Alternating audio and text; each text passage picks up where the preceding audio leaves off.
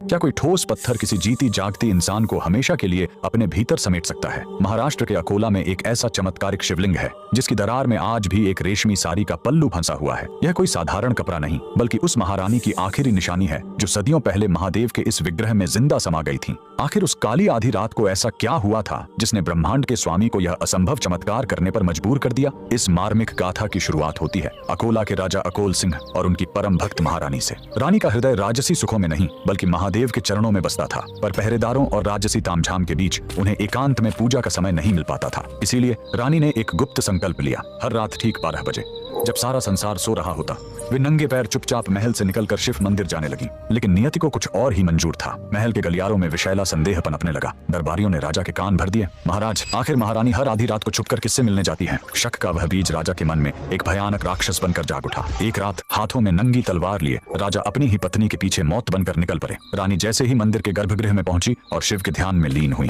तभी पीछे से राजा की पदचाप सुनाई दी। अपनी ही पत्नी पर तलवार ताने खड़े पति को देख रानी का कलेजा फट गया। एक पतिव्रता स्त्री के लिए उसके चरित्र पर किया गया शक मृत्यु से भी बड़ी सजा थी। आंसुओं से भरी आंखों के साथ रानी ने शिवलिंग की ओर देखा और कातर स्वर में पुकारा, हे नीलकंठ, हे त्रिलोकीनाथ, अगर मेरी भक्ति पवित्र है और मेरा सतीत्व निष्कलंक तो मुझे अभी इसी वक्त अपने चरणों में शरण दे दो। इस कलंक भरी दुनिया में मैं अब एक पल भी जीवित नहीं रहना चाहती। उसी क्षण पूरे मंदिर में एक अंधा कर देने वाली दिव्य रोशनी फैल गई। देखते ही देखते वह विशाल और ठोस पत्थर का शिवलिंग गर्जना के साथ 2 हिस्सों में विभक्त हो गया। महादेव ने अपनी भक्त के लिए अपना हृदय खोल दिया। रानी हमेशा के लिए उस शिवलिंग के भीतर समा गई। राजा जब तक अपनी भूल समझ पाता और रानी को रोकना चाहता, वह पत्थर फिर से झुर चुका था। लेकिन महादेव ने दुनिया को प्रमाण देने के लिए रानी की साड़ी का एक पल्लू उस दरार के बाहर ही छोड़ दिया। राजा जीवन भर उस चौखट पर अपनी भूल का प्रायश्चित करता रहा, पर रानी अब महादेव की हो चुकी थी। आज भी अकोला का यह राजराजेश्वर मंदिर उस अमर भक्ति का गवाह है। वह साड़ी का टुकड़ा आज भी उस पत्थर में दबा हुआ है, जो हमें याद दिलाता है कि जब पूरी दुनिया हाथ छोड़ देती है, तब महादेव अपने भक्त का हाथ थाम लेते हैं।